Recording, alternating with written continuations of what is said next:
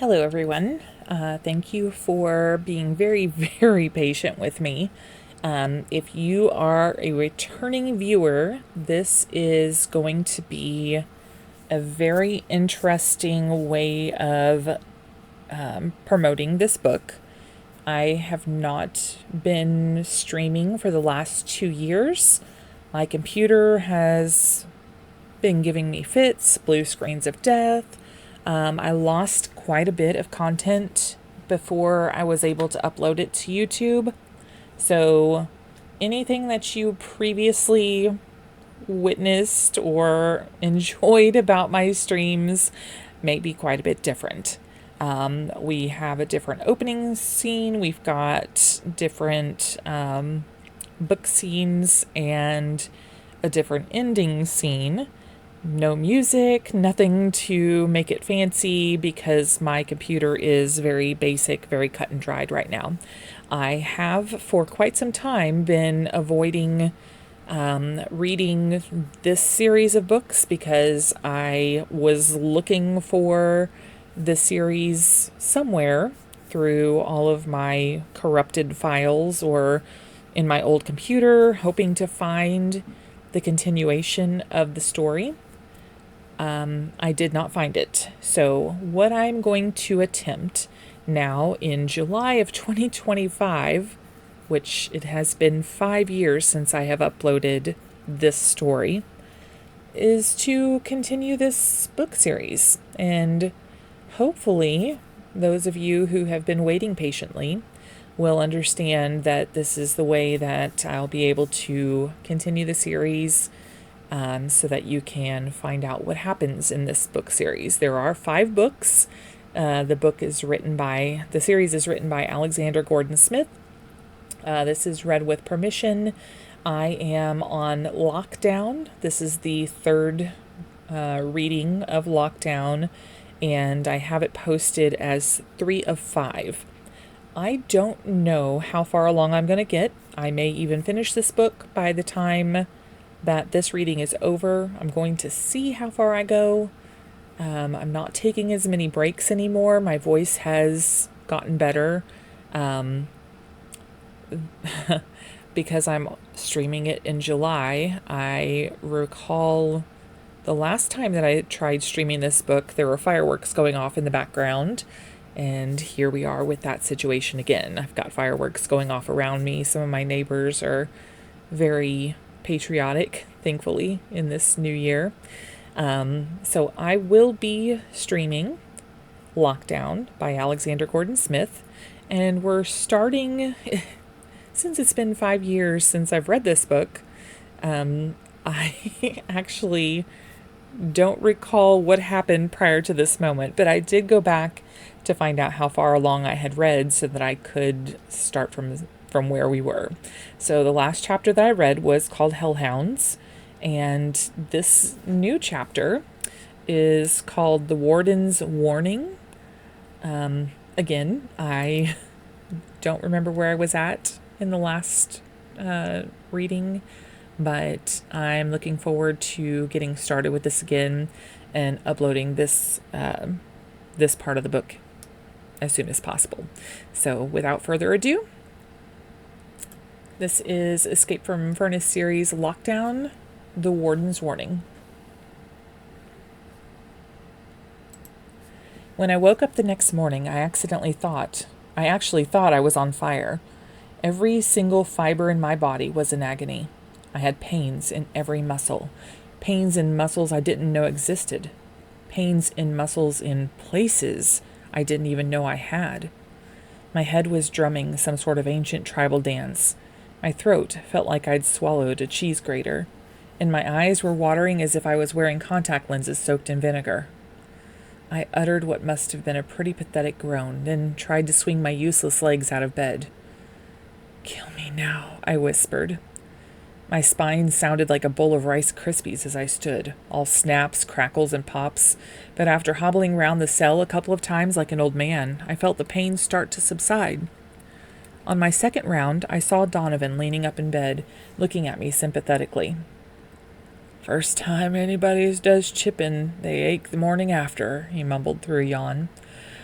But I can't imagine how you feel after chipping, fighting, and trying to escape the dogs. I feel like every nerve in my body is being pricked with a red-hot needle, I replied, making Donovan wince. I feel like someone has skinned me alive and is now toasting my internal organs with a blowtorch. He actually turned a little pale at that one. I feel like I've been bathed in acid. Okay, enough, he interrupted, holding up a hand. I'm about to eat breakfast. We chatted while we waited for the morning siren to sound, which it did as I was using the toilet, leading to a number of pardon you jokes from Donovan. I didn't know why we were both in such good spirits, considering the events of the previous day. Being locked up does strange things to your state of mind, I guess. You're so relieved to have made it through each day and night that the simple act of waking up makes you euphoric, even when you feel like you've just wrestled an elephant. Our moods changed when the cells opened. We traipsed down to the yard with sour faces, each marked with a hint of fear, scanning the crowds for any sign of attack. I spotted a number of painted bandanas, lifeless black eyes daubed above lifeless gray faces. But aside from a handful of scowls aimed in my direction, they seemed to ignore me.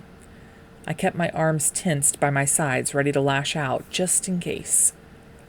For some reason, things this morning were a little different from the day before. 2 black suits stood by the elevator beneath the massive screen and were herding us in front of it like cattle. I almost made a mooing sound, but it was more from fear than from an attempt at humor. I managed to keep my mouth shut as we reached the courtyard and moved to the back of the group. It took a few minutes for everybody to make it down the stairs, but eventually every inmate in the prison was shuffling nervously beneath the flickering screen. It felt like we were waiting for our execution. One of the black suits raised his shotgun in the air and fired a single shot. Behind the deafening report, I heard the ammunition pinging off bars above my head and hoped that everybody was on the ground floor. Anyone left upstairs could have some ugly holes in them. The yard instantly fell quiet, the prisoners clamping their mouths shut to avoid drawing attention to themselves. "Looks like you've made quite an impression," Donovan risked whispering in my ear. I hoped this didn't have anything to do with the previous day's events, but judging by the way people were staring at me, I knew it was a pretty pointless wish. Eventually, the screen exploded into static, a fizzing snowstorm that settled into a fuzzy image of a dark figure. The man was sitting in the shadows, but a single slice of light illuminated a flash of teeth and a crooked nose that I knew belonged to the warden. He sat forward, and suddenly his whole face came into view. Unlike when he was standing in front of me, I was able to look into his eyes, but I wish I hadn't. They were like black pools inside his head, vortices that seemed to suck me in. It was like staring into an abyss. I thought I could see planets in those eyes, galaxies of stars. I saw madness and chaos. I saw eternity. I saw my own death. Then I blinked, and they were just eyes. Dark, yes, but normal. I realized I was drenched with sweat. It sat on my skin like a damp towel, and I shivered in its grip. The entire room was cowering before the image of the warden, who resembled a giant staring down at his prey from the vast monitor. "Obedience is the difference between life, death, and the other varieties of existence on offer here in Furnace," the image spoke, the voice amplified through hidden speakers to a volume that made the ground vibrate. It was the same thing he had said on the day I arrived, and I don't know why, but I felt like he was speaking to me personally. After everything that had happened, I guess he probably was. "Yesterday was a disgrace. Fighting in the canteen, a flagrant breach of lockdown rules, and one of my dogs had to be relieved of its pitiful existence because of 2 broken legs." I felt a sudden and surprising pang of guilt that the dog had been put down. They were monsters, but the whimper it made as it tried to stand up after the fall was still fresh in my mind. "I know who was responsible, and so do you. But you are a colony of pests. You no longer have individual personalities. A crime committed by a few is a crime committed by all, and therefore you are all subject to reprisal." There was an audible groan in the yard. "So today, the trough room is out of bounds. No meals, no water. If you animals want to fight over your food, then you don't deserve to eat." He smiled, and for a moment I felt myself sucked back into the pits of his eyes. It was like the world around me was unpeeling, dropping away, leaving blackness and madness in its place. I wrenched my head down, my stomach churning the same way it does on a roller coaster. "For the moment, I'll forget about yesterday's other incident," the warden went on, sitting back so that his face was once again shrouded in shadow. "But pay heed. Any more infractions, any more fights, and the perpetrator will go to the hole for a week." This time there were actual shouts of distress from inside the crowd of inmates. "And a week down there is as good as the electric chair. I hope I make myself clear." The screen fizzed again, then the static gave way to the rotating list of names for work duty. But nobody was paying attention. Something was building up from the center of the crowd, a wave of tension that threatened to break at any moment. It was cut short by another warning shot from the same guard, who stepped menacingly toward the unhappy inmates and aimed his smoking weapon at the nearest prisoner. "You heard the boss," he growled. "Shut up and get to work. If you ask me, you all got off lightly." Somehow the prisoners managed to batten down their tempers, and one by one they drifted off toward their stations. I was dismayed to see that Donovan and I were chippers again. My body didn't feel up to lifting a pretzel, let alone a pickaxe, and the thought of being in a room full of people who hated me, all armed with mining equipment, didn't really make me feel any better. There wasn't even going to be any breakfast. I felt like my stomach had been surgically removed, leaving a gaping hole in my torso, and the thought of a day without food or water, even the gunk they served up here, was frightening. We set off across the yard, but it was a good few seconds before either of us opened our mouths. "Don't worry," said Donovan, speaking loudly over the shouts and insults that were being fired at me. "Not the first time the canteen's been shut down for a day, and it won't be the last. We're used to it. Got sealed off for 3 days when the skulls took on the leopards. That was a full-blown riot, though." What little measure of relief I felt was quickly snatched away when a kid I had never seen before ran up to me and shouted, "Nice going, moron!" I found myself pulling closer to Donovan as if his mere presence would somehow protect me, although I hadn't forgotten the way he had walked off yesterday when I had been getting pounded. I sensed someone else running toward me and I flinched, but I recognized Z's accent and straightened myself, trying to pretend that I'd just tripped on the stone. "Hostile crowd," he said. "Why do I feel today's my last day on Earth?" "You'll be fine for now," said Donovan as Z fell into line with us.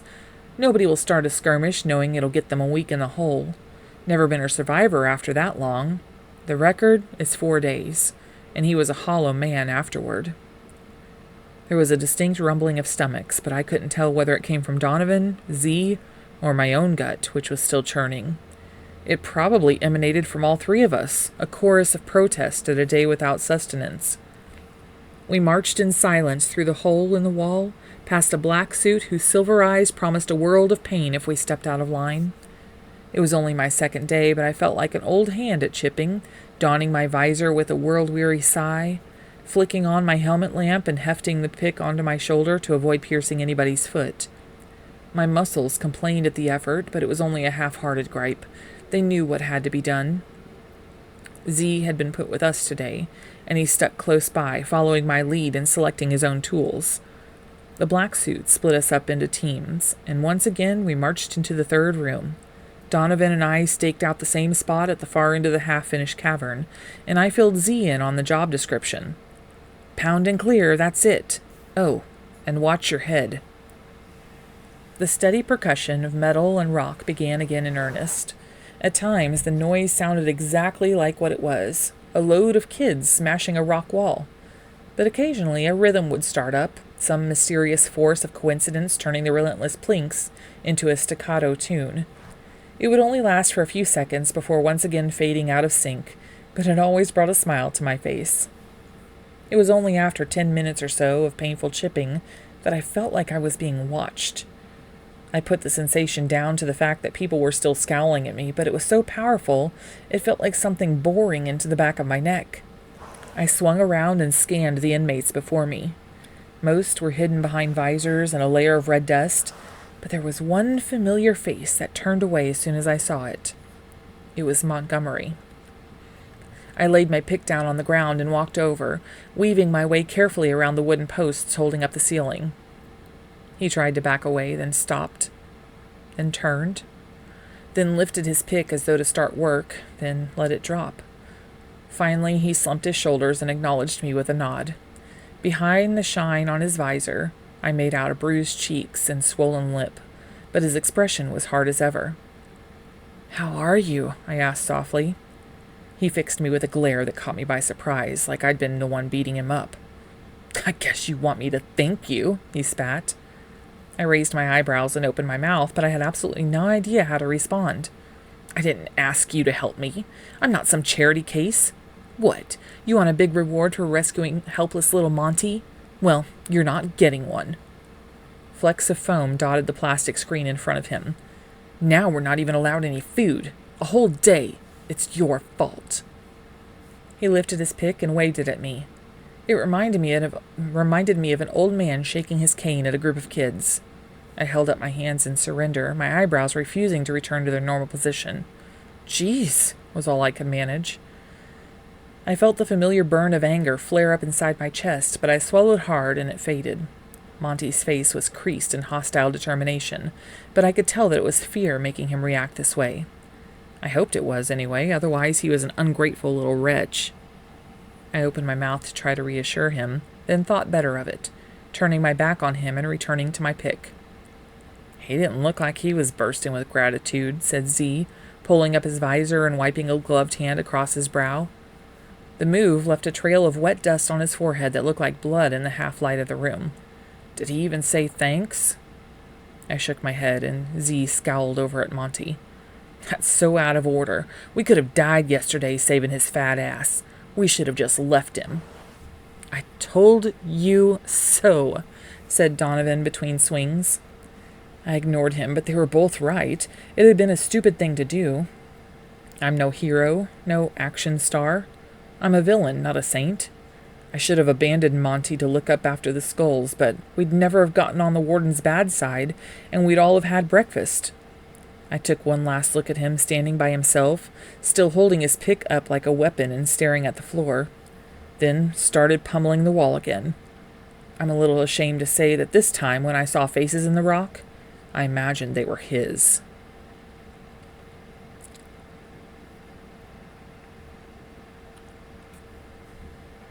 Okay.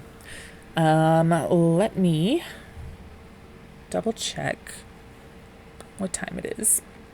Oh, it's only 8:22. I've only been reading for what, like 15 minutes? Yeah.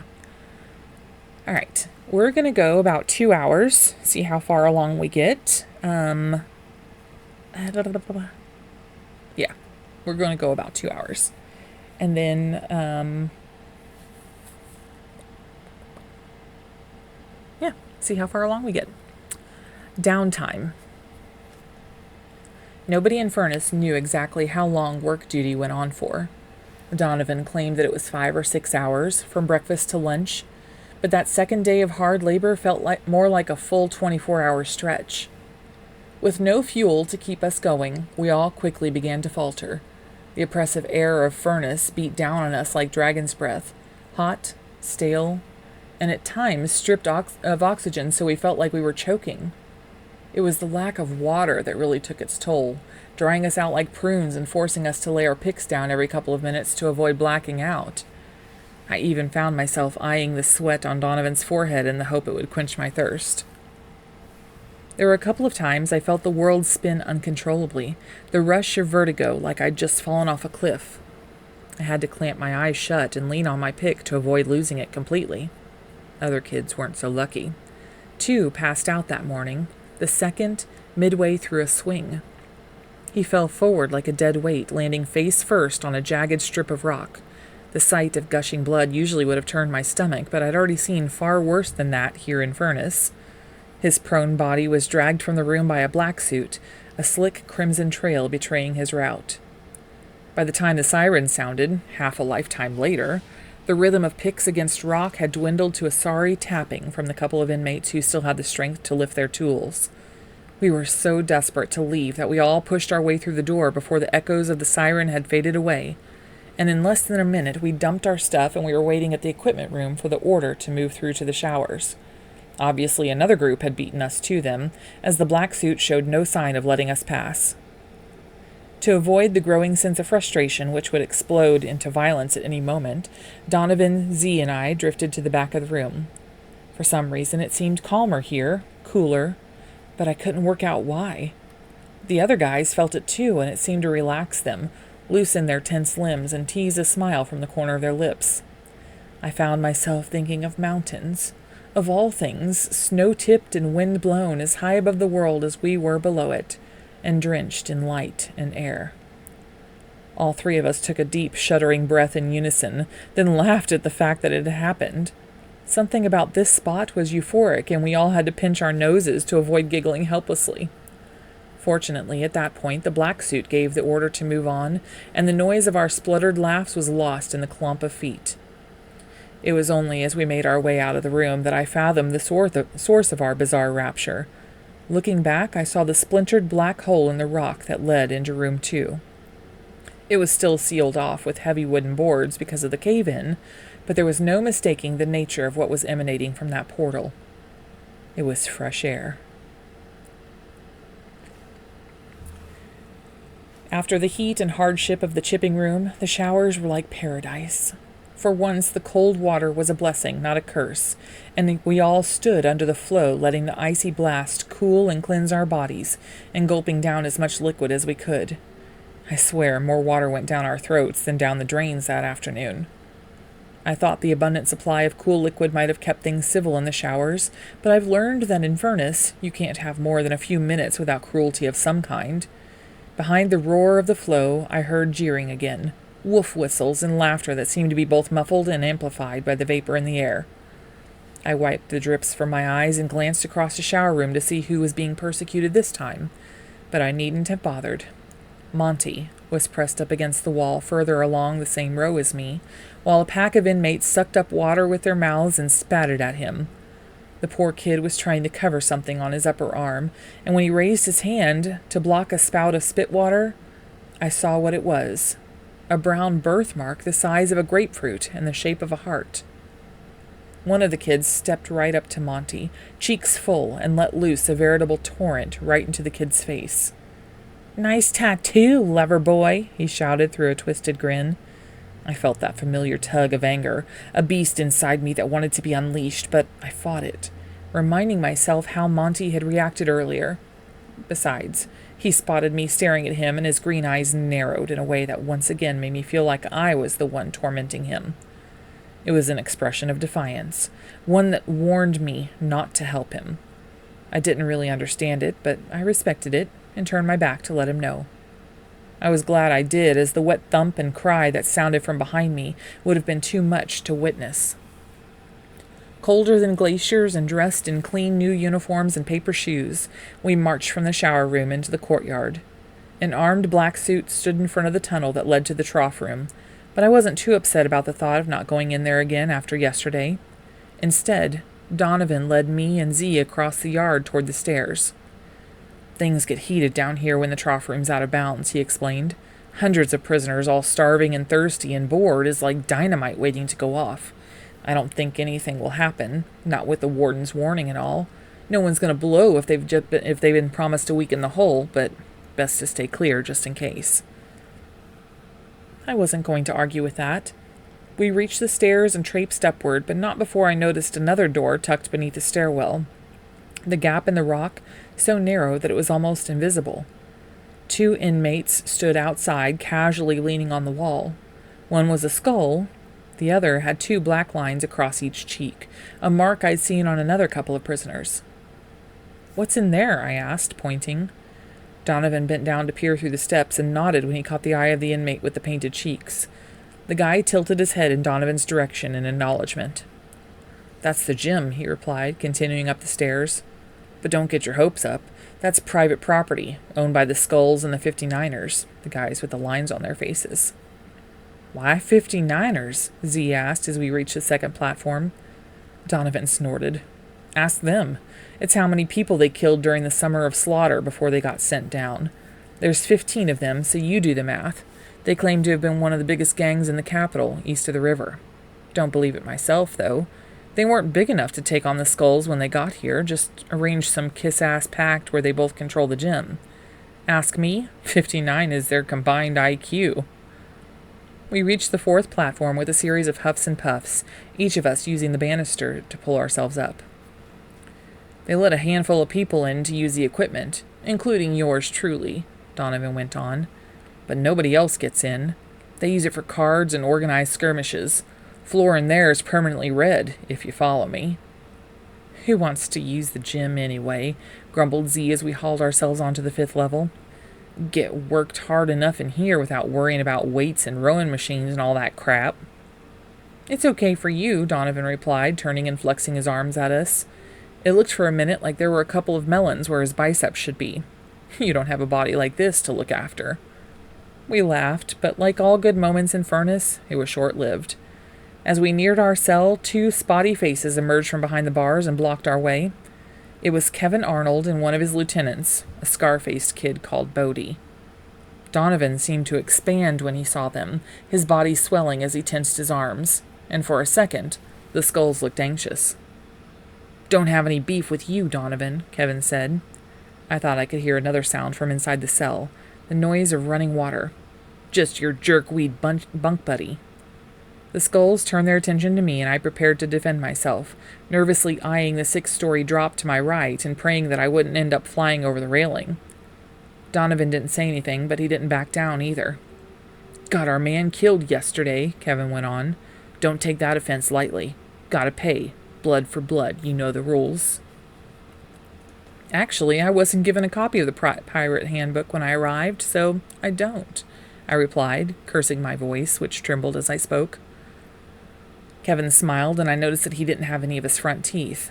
You're funny now, he hissed, but dead men don't laugh so loud. I wasn't sure whether to laugh or cry.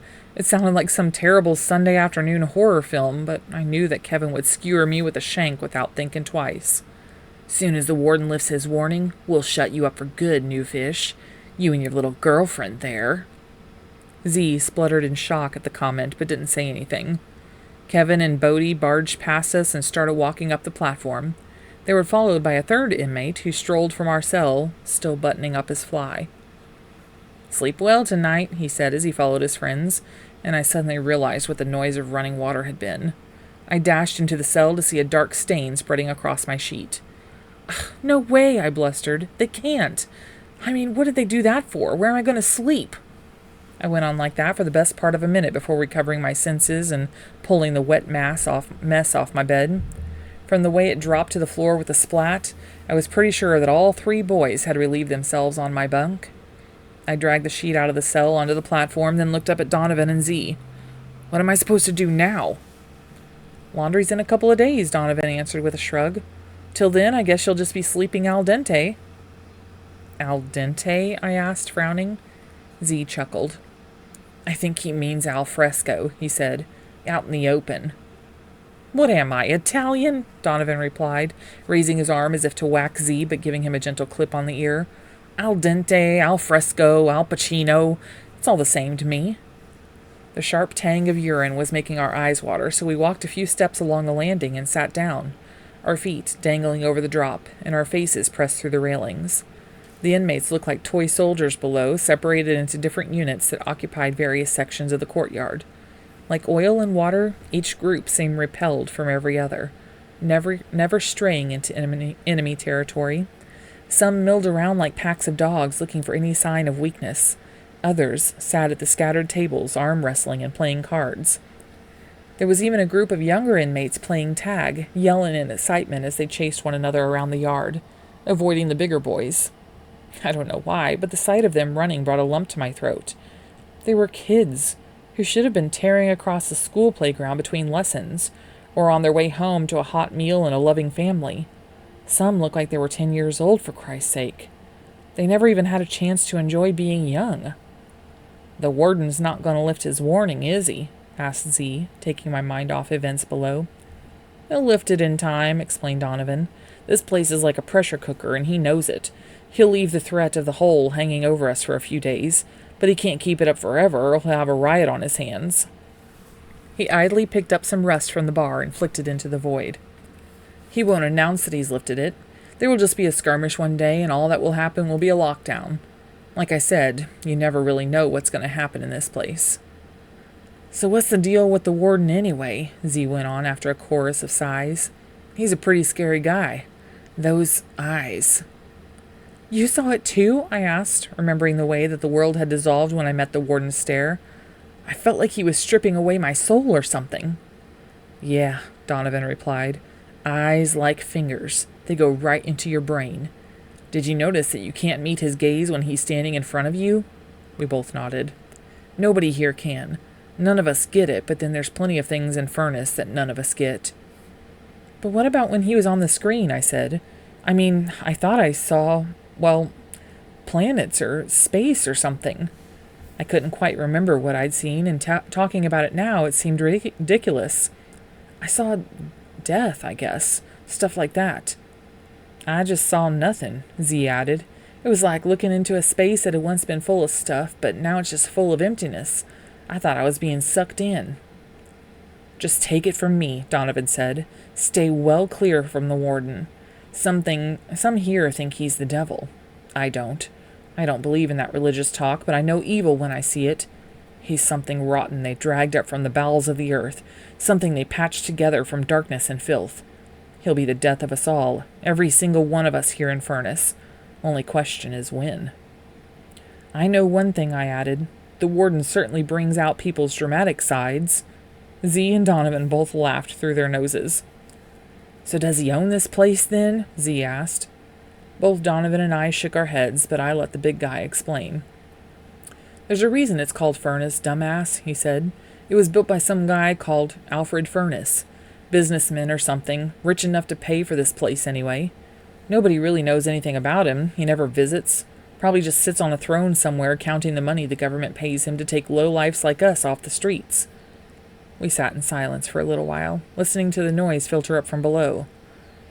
I gazed at the distant ceiling, lost in shadow at least 20 more floors above, and wondered what the weather was like, but the thought was just too depressing.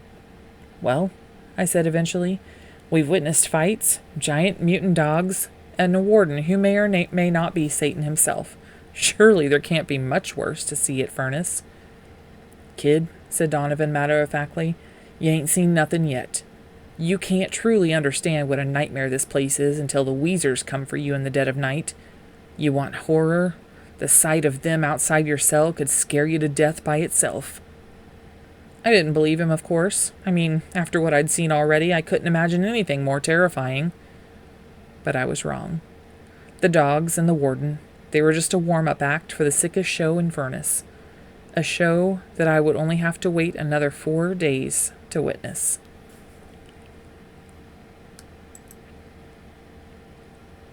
Oh boy. Welp. We're going to continue on. Slop. 4 days. Each one longer than the last. Each dictated by the sirens that cut through the prison every other hour. Each plagued by the same unending sense of terror. Every time I laid my head down at night and heard the symphony of Furnace, I wonder how I managed to get through the day. And as my heavy eyes closed and the waking world dissolved, I would panic that this was the night that they would come, that it would be my last night on Earth. But I was always surprised to find each new morning arriving on time, and me still in it, exhausted and frightened, yes, but alive. The day after the warden's warning, the trough room reopened to a cheer from the inmates gathered outside, myself included. The stampede for breakfast had been so ferocious that the kids serving up mush had run off, telling everybody to help themselves. We did, piling mountainous heaps of the anonymous dish on our trays. I can honestly say that after a day without food, the salty gunk was the best thing I'd ever eaten. That third full day of my incarceration, Donovan and I had been chippers again, while Z had been back on cleaning duty, although, thankfully for him, not the stink. Day 4 was my first taste of a different job, working in the hot, steamy sweatshop that was the prison laundry. We had the same shift for the 5th day, where an accident with one of the machines left me with a painful scald all along my left arm. At least I had clean sheets again after that, though. After hard labor, Donovan, Z, and I would hang out in the yard. Most of the time we just sat and chatted, but occasionally we'd nab a pack of cards and play pontoon or cheat or even snap. It was difficult to relax knowing you might feel a cold blade in your back at any moment, but we kept our eyes out for each other and just moved on if we saw the skulls coming. I learned that downtime in Furnace was like a strange dance, where each group maneuvered around the others with surprising grace and timing. I also learned not to mention this insight to anybody in case they thought I was calling them a ballet dancer. There wasn't too much violence in those few days. Every now and again tempers would fray and a skirmish would be on the verge of breaking out, but fear of the whole meant that it was always kept under control. There were a couple of punches thrown, a shank or two waved in somebody's face, and Monty and a few of the other kids suffered kicks and shoves and numerous humiliations, but I didn't see much blood. Occasionally, somebody would stagger from the gym with various cuts and bruises, but they'd be grinning through their wounds. I guess organized fights didn't count as a breach of the warden's rules. On day 6, Donovan and I traipsed down the stairs after the wake-up siren to see that we were on slop work duty, along with Z. I was actually a little excited to finally be able to see the inside of the kitchen, and when we pushed through the double doors at the back of the canteen, I wasn't disappointed. Unlike the rest of Furnace, which is all red rock and bruised shadows, the kitchen was a haven of brushed aluminum drenched in white light. The walls here had been plastered and painted, presumably for health and safety reasons. Not that Furnace was too concerned about the health and safety of its inmates, of course, but I guess even this hellhole must have had to pass a few inspections before being allowed to open. Walking through those doors into the illuminated interior was like walking from a garbage heap into a church, and I felt oddly uplifted. It didn't last. As soon as I saw what we'd be doing, I realized that the kitchen was just a different sort of garbage heap. In one corner lay crates full of what I could only describe as leftovers: onion peels, chicken bones with scraps of meat clinging to them, bread with unmistakable green spores, cheese that was dripping from the bottom of the crates onto the floor, fruit that had already started to liquefy and rot, even a bag that looked like it was full of hair. Worst of all were 5 or 6 boxes stuffed full of wet flesh. I swear I saw some things in those boxes that put me off meat for life: intestines, hooves, and even a bloody cow's eyeball staring up at the ceiling as if in deep thought. The glistening mess reminded me of the warden's dogs. I had almost added my own guts to the mixture. The glistening mess reminded me of the warden's dogs, and I almost added my own guts to the mixture. "Now you know why they call it slop work," said Donovan, pulling on a paper apron and some sturdy rubber gloves from a box under the counter. "This stuff from above that they wouldn't even give to pigs." "Yeah, but these are going out, aren't they?" Z asked, picking an apron for himself and throwing one to me. "They're rubbish." "In a manner of speaking," was Donovan's reply, "if by out you mean in, and by rubbish you mean ingredients, what do you think is in that gunk they feed us? Salmon souffle?" The best thing about slop work was that you only needed a few people to work a shift. 10 inmates were posted to the kitchen at a time. 4 went to serve the sty outside, and the rest mopped up the mess and prepared the next batch of gunk. Bleh. That morning, Donovan, Z, and I gave ourselves the job of cooking up slop, and we retreated to the massive industrial stove at the far end of the kitchen. I noticed that Monty had been posted on slop work duty too. He picked up a mop and kept his distance, but repeatedly glanced up at the stove as if it contained some hidden secret. "Don't suppose either of you know how to cook?" Donovan asked, lifting one of the crates from the floor and dumping it down onto the counter beside the stove. With a tug, he broke the crisscross strings that kept the vile contents inside. We both shook our heads. I could just about manage toast and cheese at home, but even then I tended to burn the bread. "Well, it isn't exactly cordon bleu," he went on, making Z snigger. "Grab one of those pots and put it on the burner." I looked beneath the counter to see rows of giant pots, each resembling a witch's cauldron. It took both me and Z to heft it onto the burner. Donovan grabbed a massive bottle of oil and poured about half of it into the pot, then opened up a panel on the side of the stove and reached inside. I heard something pop gently, followed by the hiss of gas. "Grab one of those safety lighters," he said, nodding to one of the 3 long, thin lighters chained to the other side of the oven. Z lifted it and held it beneath the pot, pressing the button to produce a pathetic flame. I noticed the pungent smell of gas hanging in the air and took a step back. "Gotta get this right, or the whole prison will go kaboom," Donovan went on, fiddling with the gas supply inside. "Hold it closer." "What, and lose my fingers? I don't think so," Z retorted, but he inched the flame closer to the burner until, with a roar and a splutter, the gas ignited. "And we have liftoff," said Donovan, getting to his feet. I glanced through the panel and saw 3 of 4 vast canisters of gas inside, bolted securely to the wall. Donovan wasn't kidding. If one of them were to explode, then we all resemble the meat in those crates, only barbecued. Donovan began pulling handfuls of leftover food from the crate and dropping them into a sink embedded in the counter beside the stove. He motioned for us to do the same, and after pulling on the uncomfortable rubber gloves, Z and I lifted a couple of crates and began chucking slops into the sink, trying to ignore the smell of rot and decay.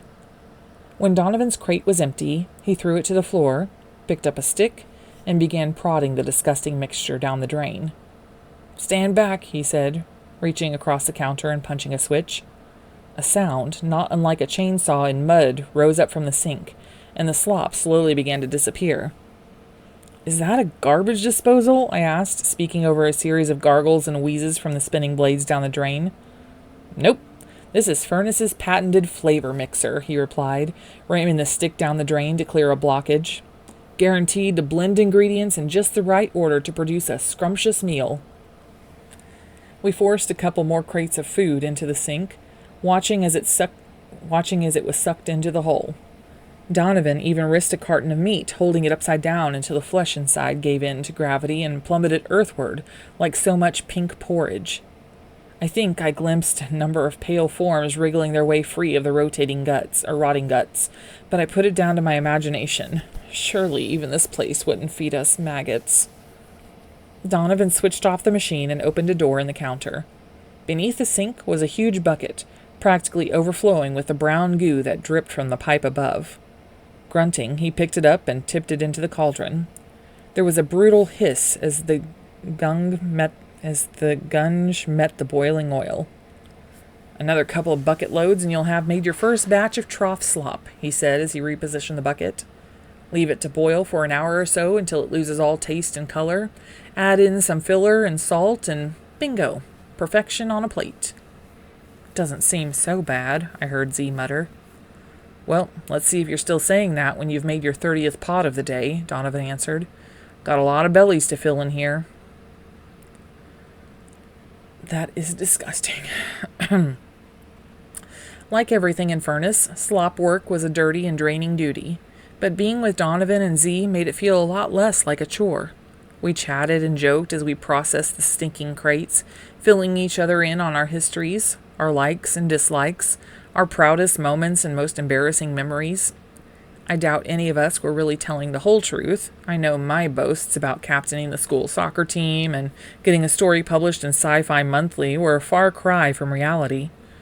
But the simple act of bragging about ourselves and remembering a lost world took some of the crushing weight from our chests, let us breathe a little easier. "That's one thing I really wish I'd done before I came here," Donovan said, when the topic of conversation eventually came around to food. "I'd do anything to know how to cook a decent meal." "With you here," I replied, "never even thought twice about cooking." "Oh, sorry. With you there," I replied, "never even thought..." Okay. I totally read that sentence wrong. "With you there," I replied, "never even thought twice about cooking. Mom and Dad did it all." "I used to bake a few cakes and things with my gran," Z added, "but I wouldn't have any clue how to start that now. Never really paid attention, just did what I was told." "Yeah," Donovan went on as if he hadn't heard us, "what I wouldn't give to be able to rustle up some meatballs and pasta, a bacon cheeseburger, a little sausage casserole." We all licked our lips and nodded, lost in the memory of good food. "I used to cook," came a voice from behind us. I swung around to see Monty standing at our backs, holding his mop and staring at the remaining crates. His voice was soft and distant, and when he carried on speaking, his shining eyes never left the floor. Me and my sister made up our own recipes. Garden gnome spaghetti. We had a vegetable patch in our back garden, and it was guarded by this gnome. We had to try to dig up what we needed without him spotting us, otherwise we would have to do the dishes after dinner. It was the most I'd ever heard him say, and after his outburst the other morning, I was shocked to see this side of him. All three of us stood in silence, letting him speak. Susan always got to do the chopping because she was older than me, but I stirred the pots. That was the important job, stirring. Too little and it burned, too much and it didn't cook properly. Abruptly, he let his mop fall to the ground and leaned over the crates. Rummaging through one, he selected a few bruised peppers and held them out. Nobody moved, staring at the faded vegetables in his hands like they were a monster turd. We stood like that, a bizarre tableau, till Monty raised his head and studied us. I was never much good at anything outside, he said, but I could always cook. He shook the hand holding the peppers, and I stepped forward to take them from him. He rooted through another couple of crates, selecting things that hadn't deteriorated too badly in the heat, and we took them, placing them on the counter. Finally, he poked tentatively through a crate of meat until he found what looked like a brown steak. Walking to the counter, he studied his ingredients. Then, before our astonished eyes, he began to cook. There were no knives or cutlery of any kind in the kitchen, so he hacked at the meat with the edge of a tray until it lay in rough cubes on the surface. He gave me and Z instructions to heat up another pot, which we did with enthusiastic giggles while Donovan crushed some overripe tomatoes in a bowl. It was amazing watching Monty work. Where practically every action had been clumsy and graceless until now, his plump fingers moved like lightning over the food, blending, mixing, seasoning, and shaking with expert skill until he'd turned the desperate ingredients into something actually resembling food. With a little flourish performed with nervous embarrassment, he tipped the bowl into the second pan and slapped his hands together. Almost immediately, the smell of simmering vegetables and meat rose from the cauldron. So good I started dribbling. Susan used to say that being a good chef isn't about cooking a good meal, he said, using a spoon to carefully stir his creation. It's about cooking for good people. Monty, I started, but he cut me off with a look that almost resembled the hate-filled expression I'd seen so many times before. It didn't last, and he returned his attention to the pot. Just eat, he said. We let Monty serve up the dish without saying a word, but as soon as we wrapped our lips around his masterpiece, we just couldn't shut up. Donovan especially. It had been so long since he had last tasted anything but prison food that he shouted out gleeful comments between every spoonful, even telling Monty how much he loved him. Eventually he couldn't help himself and started crying, his shoulders rocking uncontrollably as he devoured each great mouthful. I almost joined him, the taste of salted beef and tomato sauce and gently cooked peppers making me feel like I was back at home. We were all transported out of Furnace for those few minutes. I'll never forget that. Until the last morsel of meat spilled down our throats and the final splash of sauce was licked from our plastic bowls, we were free. Afterward, we cleaned up our mess with howls of laughter, delirious with excitement. We even had a food fight with cores and peels, ducking behind counters and deflecting incoming missiles with pot lids, filling up the rubber gloves with water and lobbing them across the kitchen. Monty didn't join in. He didn't laugh, but he watched us with a glint in his eye and a twitch of a smile, and I felt like I could see right through that expression to happier times. A large kitchen and 2 kids cooking garden gnome spaghetti with the same love and laughter that we were clinging to so furiously now. I wanted that moment to last forever. We all did. But of course, it had to end, and there was never another day like it. How could there be? That night, they came. They crawled from the darkness and came for Monty. Oh no. Not Monty. Of anybody, not Monty. Oh, goodness. Well, I hope you're enjoying this story. I am going to take a quick break, put you guys on mute for just a moment, while I go grab something to drink, and I will be back in just a few moments.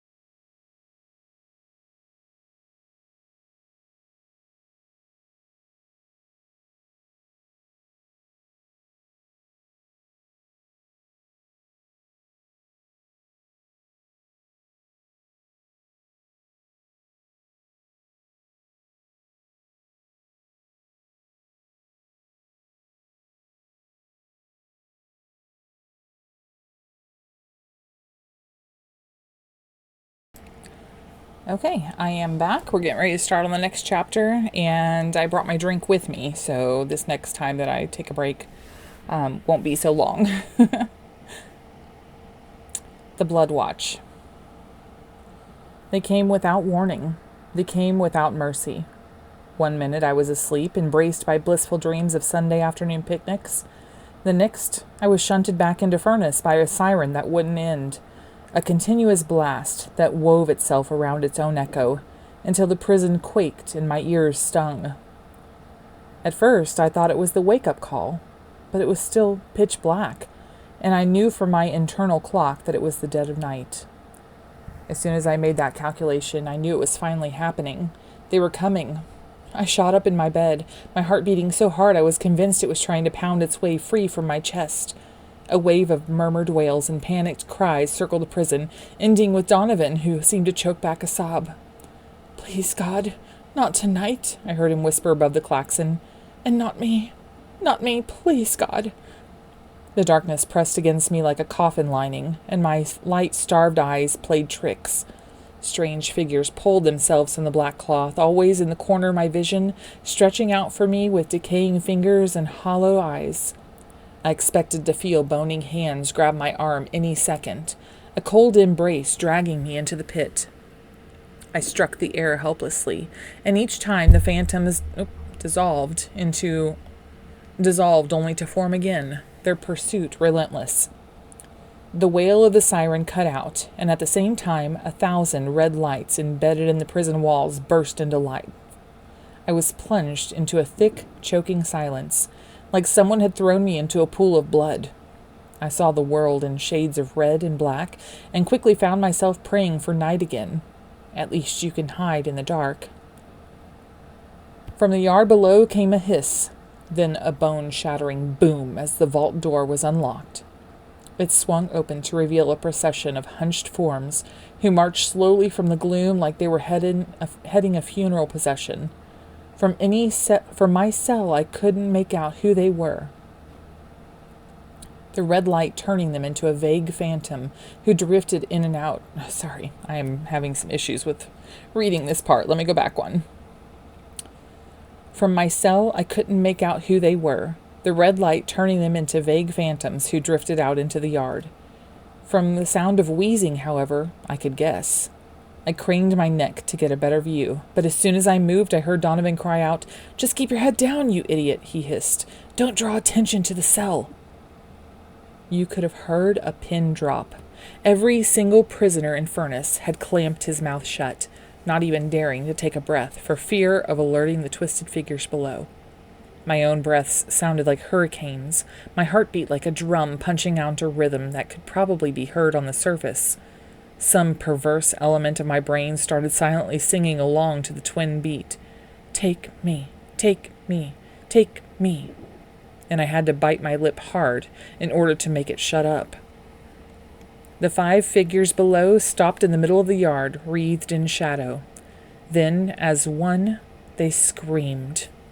The sound made my blood curdle. It was like a death cry from some wounded animal, like the noise a rabbit makes when it's snared in a trap. But it was an angry noise, too, the howl of somebody who has just seen a loved one die. The shriek grated up the prison walls, turning each of us to stone. Then the figures lifted their heads, and I saw who they were. It was the gas masks, the Weezers, piggy-eyed and pasty-fleshed. The wet screech came again, this time from only one of the grotesque figures, and the group separated. 2 turned and made for the staircases on the far side of the prison, taking long, distorted steps, while the other 3 came our way, eventually disappearing under the platform outside my cell. Seeing the freaks below was one thing, but not seeing them was far worse. It meant they were coming up the stairs. "What are they doing?" I whispered. When there was no reply, I started to repeat myself, only to be cut off by a hiss from above. "If you don't shut up, I swear to God I'm going to come down and kill you myself," Donovan said, his harsh words barely audible. "This isn't a joke.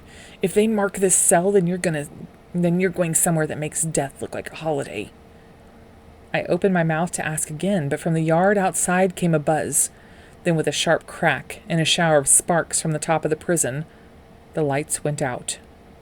Fear gripped me, the knowledge that those things could be right outside the cell.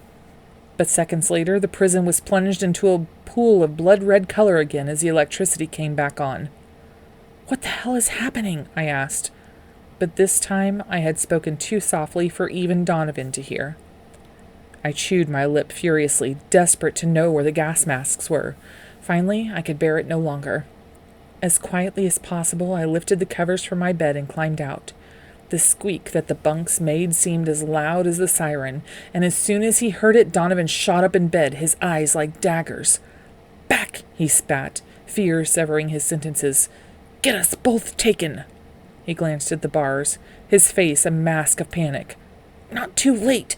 Back!" From somewhere below, another unnatural shriek cut through the red night, this one followed by a mournful wail that was painfully human. The wail turned into a word, one spoken again and again and again like a mantra.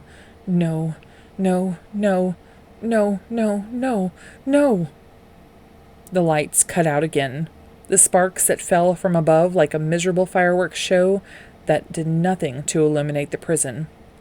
I took comfort in the darkness, getting onto my knees and crawling to the door. Donovan had given up trying to stop me. I heard a creak as he turned his back on the bars, and the rustle of a sheet as he pulled it over his head. "Dead man," came one last muffled comment from inside. With an electronic hum, the lights rebooted. It took my eyes a second to adjust before I saw movement on one of the levels on the other side of the prison. I counted upward, noting that one of the hideous wheezers was on level 5. I watched it make its way slowly past the cells. No sign of life from any of them as their occupants shivered beneath their blankets. The figure stalked like a bird, taking huge, sweeping steps forward, its legs lost in the tails of its leather coat. The body seemed to twitch and shake as it progressed, the head jerking upward every 5 or 6 steps, the gloved hands clawing at its own face as if trying to remove the ancient gas mask that hung there. There was something wrong with the way it moved its limbs, but the heavy crimson light stopped me working out what it was. I was so busy studying the monster that I didn't notice which cell it had stopped at until I saw movement from inside. There was a flurry of motion, then a plump figure flew forward and crashed against the bars. Monty collapsed in front of the gas mask, curling up in the corner of the cell and burrowing his head in his arms. Behind him I could make out Kevin clambering back into the top bunk, diving under his sheets. The gas mask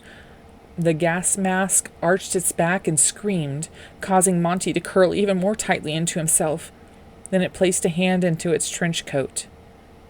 When it pulled it free again, it was smothered in what looked like tar, great gobs of it dripping into the metal platform.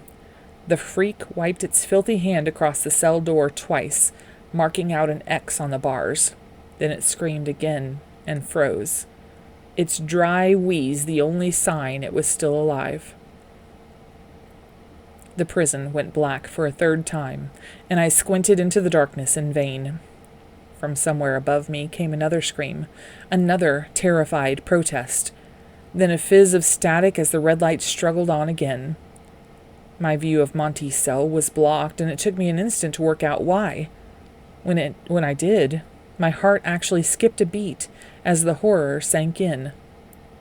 Right in front of me, in all its sick glory, was a gas mask.